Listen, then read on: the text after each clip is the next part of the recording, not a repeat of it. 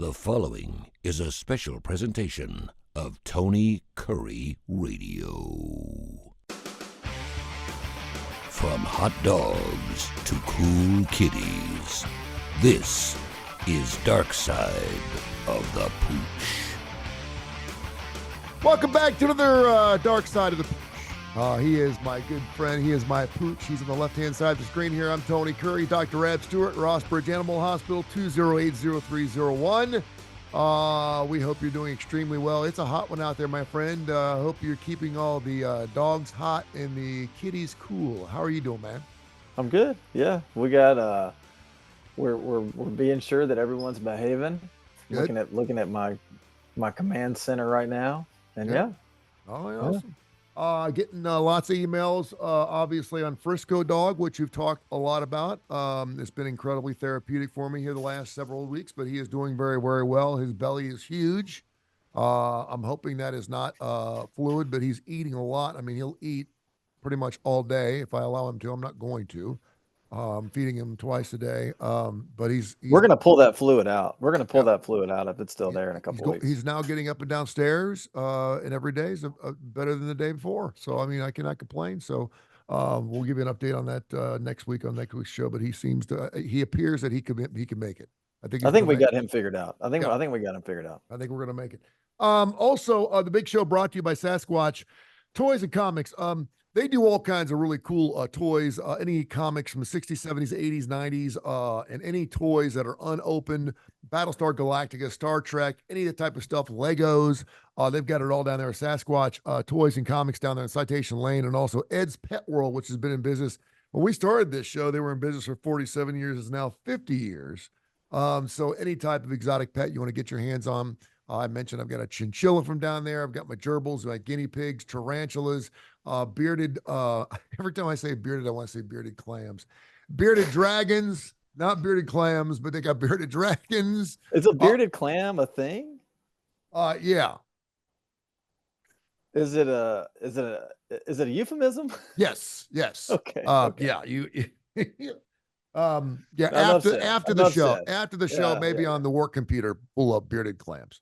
Okay, don't pull up Dark Side of the Pooch after dark. Do not tap on images. Okay, you don't want to do that. Info at TonyCurryRadio.net. Info at TonyCurryRadio.net. Got some very interesting questions here. Speaking of the heat, and I know this is something we talk about all the time. I was on Fox 6 last week. I've talked about my dog, and they were like, "Hey, could you get Dr. Rab on our show?" And I'm sure you'd love to be on Fox 6 to talk about, how we're supposed to handle our pets in extreme heat. And I'm like, have we not talked about this situation a million times? But I will mention this. I've been walking my neighborhood 2 or 3 times a week, and it's 105, 106 feels like temperature. I am very cognizant at this point now when I'm taking Rainer out. Obviously, I'm not taking Frisco out. He's not good enough to go walking yet. But I'm making sure that he walks in the grass and not the pavement. Sometimes he'll kind of shake his paw, and I think it's probably because his paws are getting a little too warm. But I am really cognizant in making sure that I bring him at least 1 bottle of water for him alone. We walk about 2 miles. And I'm to the point where if I start getting really uncomfortable, I just assume that he's getting uncomfortable. True? Yeah. And it's a good point about the paws, because we talk about, when dogs get heat stroke, hyperthermia, what are some of the early signs? And vomiting is one of the earliest things that you'll see your dog do. They're getting too hot, they'll throw up. But the paws thing is something that it's not associated with heat stroke. It just makes them uncomfortable. And I think a lot of times that it can be hard to remember that kind of stuff because we have shoes on and we don't know how hot the pavement is. But dogs can still tolerate hot pavement up to a point. But that's a really good point that especially in the afternoons when that pavement's hot, we need to avoid it. And you see us at swimming pools when we're running across the parking lot. I mean, imagine what your dog's going through. Man, it hurts so bad. And those pads on their feet are made to resist some of that stuff. But it's not a license. It's not a license to walk on hot coals. Yeah, I think there's this idea Hey, my dog did it again today, just about an hour ago. It was Frisco dog. I took him outside and he went out and he's a black dog. He has lost a lot of his hair, but he's a black dog, so he's attracting heat. He goes out in the middle of the yard and just spreads out in the heat. He sunbathes. And it's like 95 degrees, feels like 105. And I'm like, why in the world would an animal want to do that? I don't know why dogs sunbathe, but I have the thought process of, well, if he can sunbathe with a coat on, he sure as hell can go for a walk with a coat on. But then I'm thinking, but then my daughter, who's super smart, she's like, well, you sunbathe that, and it's not comfortable. I'm like, you know what? She's like, you lay out in the sun, and it's not very comfortable, is it? And I was like, no. She goes, maybe dogs are doing it for the same reason. Maybe they just like to feel that warmth for a short period of time, and then they want to come inside. And I was like, you're really smart. My dog sure does. I went home during lunch and let him out, and he loves to go out. He rolls around in the grass. He scratches his back. He lays in the sun for less than 10 minutes, and then he's at the back door scratching to come in. So just panting like crazy. Yeah, all dogs like it. They like to go out there. They like to feel the sensation, roll around and get a little warm, but it doesn't last long. So someone told me the other day, while you're out walking your dog, to not give them water while they're panting. He had read something. It was Dr. Josh Claypool, as a matter of fact. He's got a couple of bulldogs that he needs to bring in to your store there at the Rossburg Animal Hospital. They are just super cool. Molly and Constantine, I think is what their names are. Molly and Constantine. Right. Anyway, they're like beautiful. But he had read somewhere that if an animal's panting really, really bad, that you should not give it water immediately, that it has to go through some type of situation of relegating its panting first before it can actually take the moisture or the moisture from the water in. Does that make sense? Well, there are some things that could potentially happen. If they are panting a lot and if they're swallowing that air and they're also swallowing water, their stomach could get distended. Okay. And that can lead to a condition called gastrodilation and volvulus, where the stomach just kind of fills up with air and fills up with water. And then it kind of twists on its long axis, and that cuts off the blood supply, which can be fatal. So that's one thing. If they're swallowing a lot of air and they're also drinking or eating, that can happen. But also if they're panting and they're trying to drink water, they could also aspirate that water into their lungs and create a lung infection. So there are things that can happen if they're trying to drink and breathe at the same time. So you can be cognizant of that. Sure. My dog is smart enough, or at least I think it is, that it will pull me towards the shade when it seems like it needs to rest. I don't know if that's just really smart, but it does. It seems like whenever it gets really, really hot, he will pull me across the street. And maybe it's because we've rested in these shaded areas before when we've walked. But he'll go down. He'll lay down in the grass for a few seconds, and I'll give him about 5 or 10 minutes, and we get up and we finish our walk. Is that normal? And is that a telltale sign that, hey, listen, I'm too hot? What are some signs besides vomiting that our animals are getting too hot to be outside? Well, the obvious one is panting. Mm-hmm. And then seeking shade is definitely something that they know. They know that, don't they? They know of that? Course. Yeah. Uh-huh. Yeah, of course they know they're getting hot and they need a break. And there's no length of time and there's no temperature that I can tell you that you need to be extra, diligent about and keep your pet from doing that. But, even if it's 85 degrees outside, feels like 85, and they're running around, that's fine. But when they get to a point where they're laying down and panting, you need to come in. You know, it's time to come in. If they're panting and they're still walking, odds are they're fine. But if they get to a point where they're laying down and really panting hard, it's time to call it quits. There you go. And it's funny because we have several neighbors who like to take care of their lawns, and we'll usually have at least one of them spray us down a little bit. We'll be out there with a hose. I'm like, spray us down. Of course, the dog hates it. I'm like, dude, it feels great. Let him spray you down. That usually gets us through our trip. Info at TonyCurryRadio.net. This is Darkside the Pooch. He's Dr. Reb Stewart, Rossburg Animal Hospital. You can hear the show at least 5 days a week. Wherever you get your favorite podcast, where most listened to shows, or one of our longest listening shows. I saw this, I do a little research before every show. And the number one story today is about nip and tuck surgery for our animals. And I was like, ooh, this is good. And it's not so much a nip and tuck like a celebrity type of thing, but it's for an eyelid issue. Can you explain to me where the eyelid actually grows in instead of out, and it can scratch the cornea? And evidently, is this something new? I've never heard of this before, but it's a nip and tuck for eyelids. Well, you were talking about Dr. Josh's bulldogs, and Yeah. those are one of the most common breeds that have this problem. But any dog can have it. But if you will think about your own eyelids, and if your lids were to just roll slightly backwards, then your eyelashes would scratch your eye, and Yeah. that's what happens. This is called entropion. The medical term is called entropion, and it's where the eyelids roll backwards, and the eyelashes cause corneal ulcerations, scratches on the surface of the eye.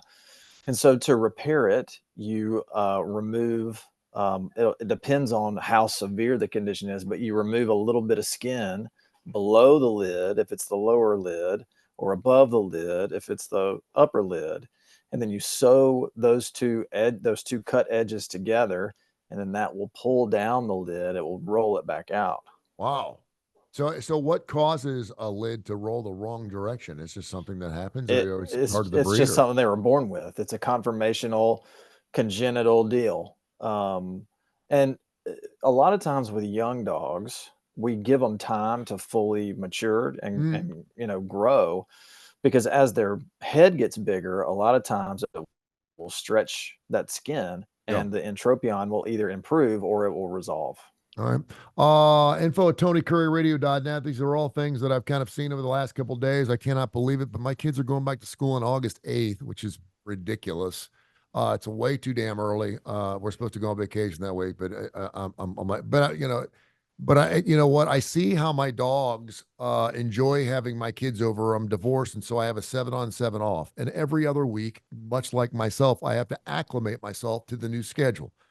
When I have my kids here, it's fun, it's laughter, it's good times. We're rocking and rolling, and it's a wonderful time. And there's a lot of joy and happiness in this family. And then when they're gone, it's super quiet. My routine changes quite a bit. I end up working a lot more than I do when I have my kids. And I think my animals feel that. What do animals feel when we go back to school? I never even thought about this. Obviously you go to school for 12 years. And you're talking about a 2 or 3 month period during the summer where your animals are around you all the time, much like they were with COVID. And all of a sudden you're gone for 9 months. What's it like for them? My dog, I can really only speak for my dog. He's sad. Yeah. He likes having people at the house. Even though it doesn't really change his demeanor. I mean, I shouldn't say demeanor. It doesn't change his routine. He's almost 14, so he just lays around anyway. But when we're gone, or he knows we're leaving for an extended period of time, he's a basket case, crying, whining, running around the house. So they really miss us. And so this week I am all my family's at the beach, so I'm having seven days off from my family. Wow. Yeah. And man, the house is quiet, but you can get a lot of stuff done. Wow. All right. Info at TonyCurryRadio.net. Info at TonyCurryRadio.net. Brett in Heatherwood, I think I know who this is, says, my dog Snivels loves listening to Phish. Does Dr. Rab's animals love Phish? And can you talk about, do dogs appreciate music? Do they like classical more than rock? Is it something because is it because you play the same music over and over and over again? You think they enjoy it. I've seen parakeets get off on particular types of music. What about our dogs and cats? They like music? I think they like to hear just anything. Yeah, I mean, I think that it helps them maybe not feel lonely, especially if you're not there. I think music or the TV on. I think dogs really enjoy that. Leave the TV on when you leave the house. If the dogs. I mean, I'm not advocating people to run their energy bill up, but I think the dogs would appreciate it. Yeah, I agree with you. I really do. I think, and lately I've been leaving the fan on because we're getting these afternoon thunderstorms, and sometimes they rumble and bumble and stumble, and I don't want my dogs to freak out. But I swear, leaving the fan on, the TV on, it's like that. I think they appreciate that. I think they really do. My dog loves music. Yeah. And I mean, he's got to love Phish because he listens to it all the time. Do you think the dogs can recognize songs? I mean, I think that they can recognize familiarity Yeah. in a song. Yeah. Yeah. I think they could recognize that it sounds familiar to them. Yeah. This is from Casey in Birmingham. Would you ever break someone's car glass if you saw an animal inside? There was another great article about that too. By the way, there's no laws anywhere in the country about whether it's legal or illegal to break someone's glass in a car. I don't think anyone's ever gotten in trouble for it. But there was another animal, I think it was an Allegheny or something near Pittsburgh, where an animal died, and someone said they saw the animal inside, didn't know. You don't want to be that person that overreacts. First of all, you want to make sure it's not an electric car, because electric cars don't make any noise and it could be on. I've seen people leaving cars run in the Winn-Dixie parking lot with their animals inside, which I'm totally cool with.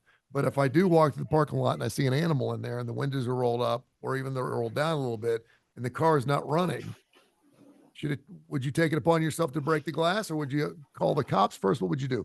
No, I'd make a phone call first. Yeah. I would make a phone call first, because it would just be the timing would be like really insane if you still couldn't give that animal 5 minutes, to let the cops come and decide what to do. Yeah. But I would have a hard time breaking somebody's window. I mean, obviously if I had a crystal ball and I knew that it was going to save an animal's life, then that's one thing. But I think that there's some potential big ramifications for breaking somebody's window. Well, you know what? And the easiest window to break is the windshield. It is meant to come out. The windshield is meant to come out. It's if you're in a car and you're in one of the situations where you're sinking in a lake or whatever, you have to wait for it to depressurize so you can actually get out, because you can't get out because of the weight. If you wait until it goes almost all the way under and use your feet to push the windshield out, it won't. But the side windows are really difficult. That's why you have to use that little hammer tool with the little screw thing on it. Yeah, if you don't have one of those, unless you have a pistol or something, you're shooting through it, it's not going to break. So then those things have the little seatbelt cutter on the other side. Yeah, exactly. Those are cool. I hope I'm never in that situation, but if I am, I will think back to this moment when I learned that I could kick the windshield out. There you go. But I mean, does that go for like scrawny people like me?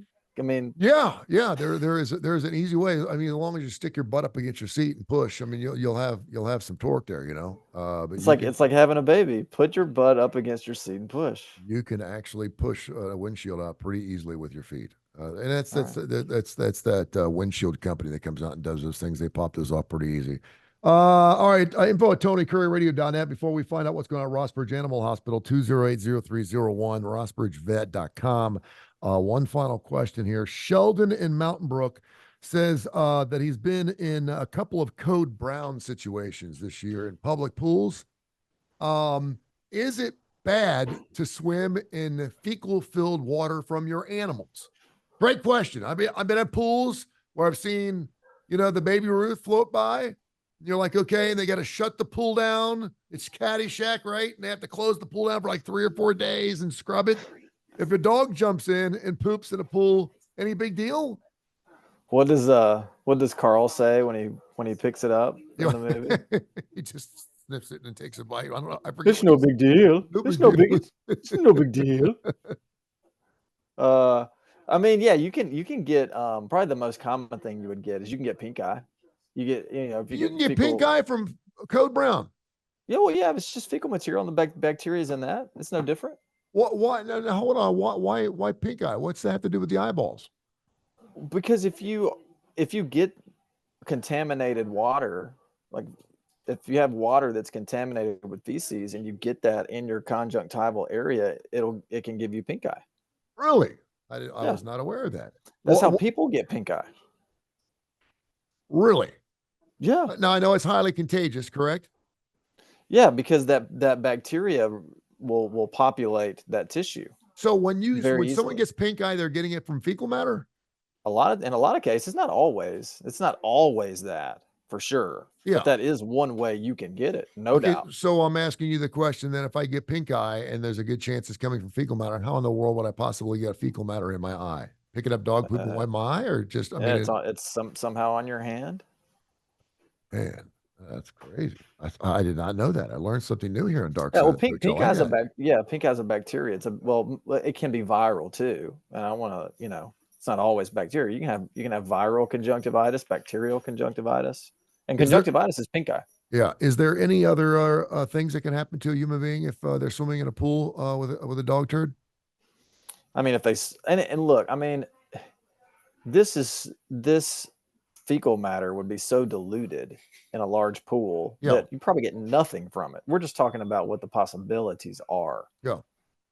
But I mean, if you somehow ingested it, it could cause some vomiting or diarrhea. Mm-hmm. So Okay. those are the things you deal with. All right. Anything going on at Rossbridge Animal Hospital? You always have a little nugget for us. We haven't. I know I've been talking a lot about my situation the last 3 or 4 weeks, and I've not allowed you to talk about your information. You haven't been folding laundry. I know you've been on a lot of trips lately, which is great because you deserve it. You work real hard. But anything interesting going there at the club?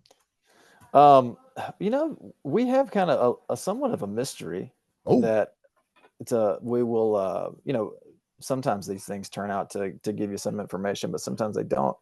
But we had this dog that it was coming in for an appointment today, but it ended up dying before it could get here. And so the owners have requested we do what's called a necropsy. Sounds like autopsy, yeah. but an autopsy is when you have a person that is doing a post-mortem exam on another person. So that's an Okay. autopsy. When you do a necropsy, you have a person doing a post-mortem exam on another species. Okay. So that's a necropsy. That makes sense. So would a biocropsy be doing something on yourself? maybe an maybe an autocropsy. Autocropsy. Actually be working on yourself while you're Yeah, dead. but you'd be dead. Well, it's a zombie Because the thing. cropsy. Yeah. Maybe. Anyway, so we're gonna send that animal off to the state diagnostic lab, and they have some pathologists there. Okay, so back it up a little bit here, partner. Before they came in, when did they first call you? What did they say were some symptoms? What was the situation? I know, and I say this because with my animal, I called you on a Friday afternoon and said, "Hey, listen, can I bring my buddy in Monday?" And you said, "Well, if he makes it till then." I said, "What do you mean if he makes it till then?" You're like, "He's lost a lot of weight, Tone. I don't know if he's going to make it." And I was like, "You got to be kidding me," because obviously you guys are not open. I didn't want to take him to an emergency room, which I guess I could have, but I waited till Monday and it worked out okay. But what were some of the symptoms? What was wrong with this animal? Well, this was it was my associate's case, and like I said, it died before it got here, and I think the symptoms were that the dog just wasn't acting right. Maybe you had an arched back, doing a lot of drooling. So the symptoms were pretty nondescript. But I think the owners had been out of town for a while and had just come back. So there were a lot of things potentially on the table that it could be. Yeah. So that's where the pathologist comes in. They're trained. They look at all the organs. There are specific tests they do on the organs. They look at them under the microscope. They take sections and look. So hopefully we'll have a reason, because I know the owners are they're a little confused as to an apparently healthy dog would die suddenly. So just like in people do autopsies. So we're going to do a necropsy and see what we come up with. And I guess what is something like that run?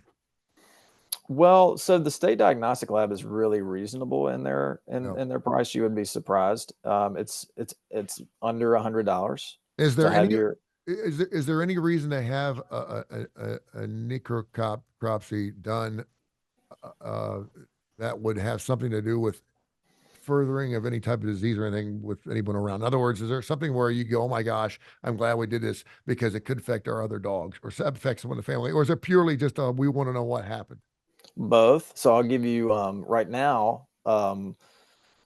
So state diagnostic labs, they do a lot. It's not just domesticated house pets that they do this for. They're also really involved in food animal. Mm-hmm. So right now there's a real the avian influenza outbreak is becoming very detrimental to our chicken population. Yeah. And these veterinarians that work at the state diagnostic lab, those are the kind of cases that they are also called in on. So they do a lot of work with a lot of different species. Yeah. but they offer their service to companion animals as well. That's crazy. That's great stuff. You always have a little nugget there. Tell people how they can get in touch with you. It's been stinking hot. And I was just telling my daughter, we get 5 weeks till college football. It's fixing to cool off again. It'll be here before you know it. Next thing you know, we get holidays. The year's been flying by. But tell people how they can find you, man. You can email us, rossbridgeanimalhospital@gmail.com. You can call us at 208-0301. Or if you're lucky, you can find us on Facebook. Have yourself a wonderful week, my friend. You too, buddy.